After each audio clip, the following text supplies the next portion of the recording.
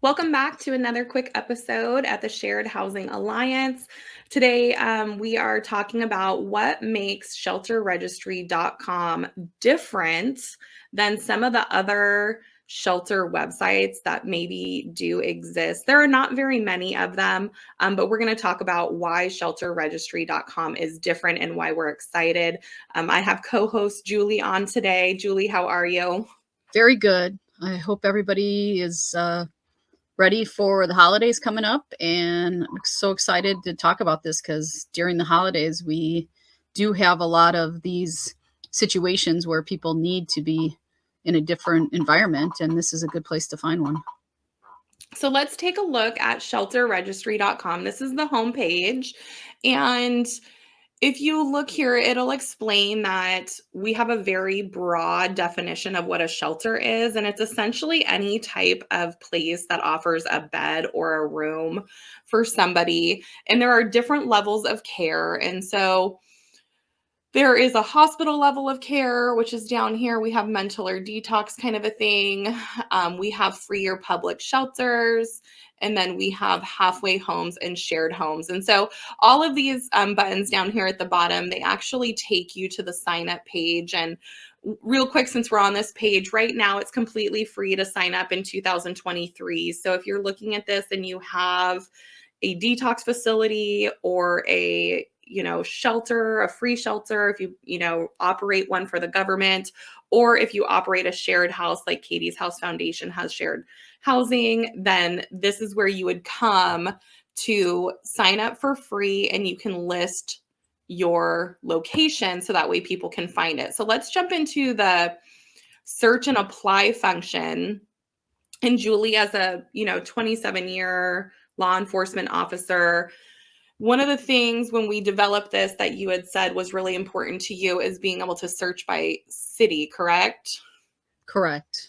Area, right? Because if you're in a certain suburb, you might be able to go to, a adjoining town, but you're kind of limited on, I can't transfer somebody 100 miles, 150 miles. So Absolutely. So if you're a police officer, what you told us is that it would be very helpful if you are able to go online and search for a location here and then maybe put in, what you're looking for. And what then you type, could put in their gender. what type of housing, what type of client you have, right?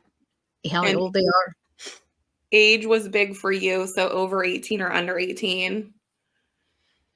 And then, so the payment function too. And so this is really neat that you can pick free, or if they have some money, or let's say that the person says, I'm 60 years old and I only have Social Security disability income. Well, you can actually search by that. Yeah, and reduce it down to what the person can qualify for. And you can even look at length of stay. So, if you're looking for an emergency shelter and that person just says, hey, I need a place for 1 or 2 nights, then you can put that in here. If they say, I'm going to need longer than that because I really have nowhere to go for, I'm homeless and I'm chronically homeless. Can you help me find a place for, let's say, 12 months? Then you can put up to 1 year. We do need more people who operate shelters to come on to shelterregistry.com and sign up for free and put on each one of their locations. Whatever you put into the system is what somebody will be able to search for. And Julie, as a police officer looking at, let's say we'll look at, the yellow house. So, Julie, one of the things that you said would be important if you needed to look in real time is that it needs to be simple, and then also, taking a picture of the person. And so this is a very simple apply now process. Somebody who's searching for a facility does not need to sign up. So as a police officer or social worker or a homeless person, or maybe somebody trying to run away from a bad situation, you don't have to sign up to search the website. We wanted to keep that anonymous, actually. So you're not getting any kinds of emails and things like that until, of course, you actually apply, because then if there's an open bed, which there should be if it's coming up in this part of the website, you just put in your first name, last name, your email. Maybe you don't want to use your email and you're going to use a helper's email instead. You could use somebody else's phone number. You could pick your move-in date. So maybe that's tonight, tomorrow, or a week out. And then you would let the shelter know how you plan on paying and any other details. So maybe that's something to the effect of, you know, I'm leaving a domestic violence situation, or human trafficking, or something, right? I'm very confidential about this. Make sure that you call this phone number at this time frame. Or maybe it's a police officer saying, I have this person in my custody.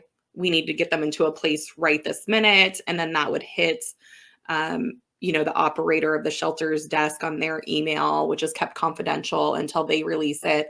And then you as a police officer or as the individual, this is where you can use your cell phone to take a photo of the individual, because some people might not have a driver's license. And that's also a big difference about shelterregistry.com. There's two huge differences that I can see here, which is this website is looking to tell you how many open beds there are in real time. So it's not intended to be like Google, or where you're just saying this is the location of this shelter, but you can't tell how many beds they have open in real time. This website, shelterregistry.com, is not intended to tell you the address of the shelters. In fact, in most cases, it can be kept private. It's more just so that everyone knows there's a shelter in my area, and this is what this type of shelter is. So if you look here, it says this shared house is for mature, sober individuals or those without an issue. And then there's intake instructions. It gives all kinds of data. In this particular house, the capacity is 5 and they only have 1 vacancy, and they fill that based on first come, first serve. And they last updated it at this time. And so the point of this here is that you can see, okay, there's only 1 bed. Let me apply for this bed right now. It's first come, first serve. I'm going to drop my information in here.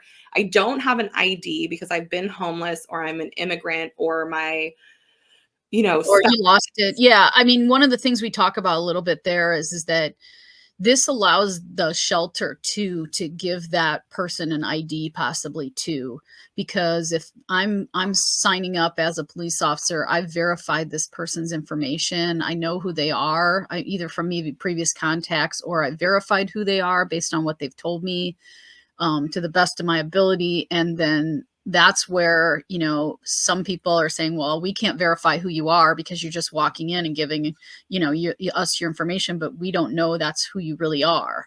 And that's where it helps that if we provide them with the picture, they know that this is the person we're sending over, and that we have verified their information. Definitely. I know that we've had people who try and go to a hotel and they can't get into a hotel because they have a temporary ID on a piece of paper. And so the hotel will say, I'm sorry, we won't take you on that. Whereas at Katie's House Foundation, if a police officer vets you and says, and takes your photo, we would take you all day long. And that's one of the reasons why I think this site is different than some of the other, sites that I've seen. A lot of times they just list the information and a phone number and an email. And much like this one, they don't always disclose the address. And there are many reasons why we may not disclose addresses to certain places, because people are trying to flee from certain situations, and we don't want to just openly give out addresses. So we're not only protecting people in that sense, but we're also allowing people to be housed quicker based on the fact that we have a system that is friendly to the police, the social workers, and possibly other community organizations that help out the homeless. And one thing too that I like about this is that when your shelter is full, then it's kept here on the full page. It still doesn't have the address. In fact, when you click it, it just says the shelter is currently full and additional details will be made available when there's an opening. And so what shelterregistry.com does is when you have a vacancy, then it will display on the search and apply page. But when it becomes full, it gets taken off of those results and just stored here. And so that allows two things: the operator of the location to take advantage of letting people know what the current status is in real time. So if you get filled up today, then you would not want to be found, because you don't want to waste anybody's time and you don't want people calling you and your staff or knocking on your door when you have other things to do, which is to intake the individuals that you have already let in to your shelter instead of taking more phone calls. And Julie, I think you had told me that a lot of times when you call these shelters,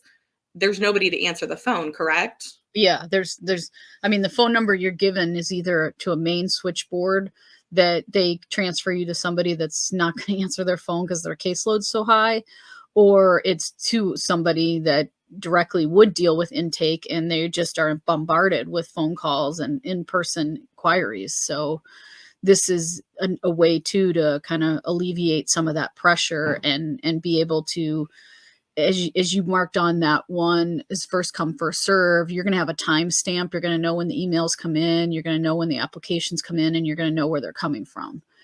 And if you're just a regular, person that's in a situation where you're trying to find a place, you might have a friend or family that can house you for a week or two, and that, the immediacy isn't so bad, where if I've got somebody, it's cold in Chicago right now and it's getting colder, there may not be a whole lot that I can do for them, that they can, stay at a warming center for a little bit, possibly a day or two, they can, get by, but eventually they're going to need somewhere more permanent, and that's going to help them as a person just applying, but also somebody that, is in another kind of situation that a police are involved or social services are involved and they need to find a place. This is definitely going to be a game changer for people that need to, other than knowing the one or two places that they know nearby, there will be places, in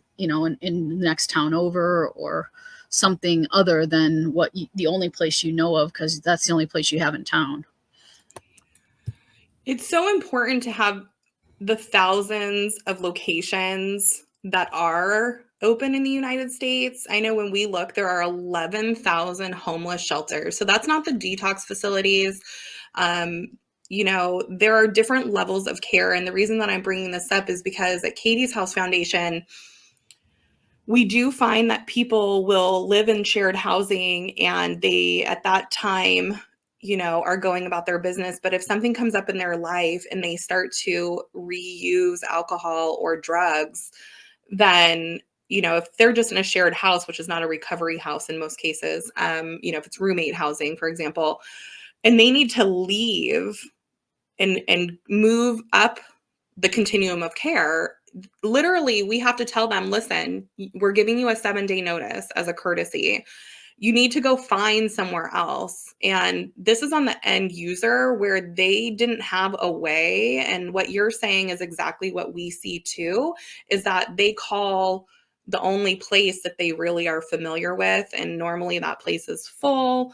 And so I really hope that we will see more operators put their shelter on here, because we need them right now today, where we can actually tell the people in our own housing, go on shelterregistry.com, look for a detox facility that has an open bed, because they're trying to get into that facility today in some cases. Yeah, so my suggestion is that if you're watching this video, share it with other people that either that maybe run these shelters or have some type of different position in the community to help and get these things listed so that everybody can use this site.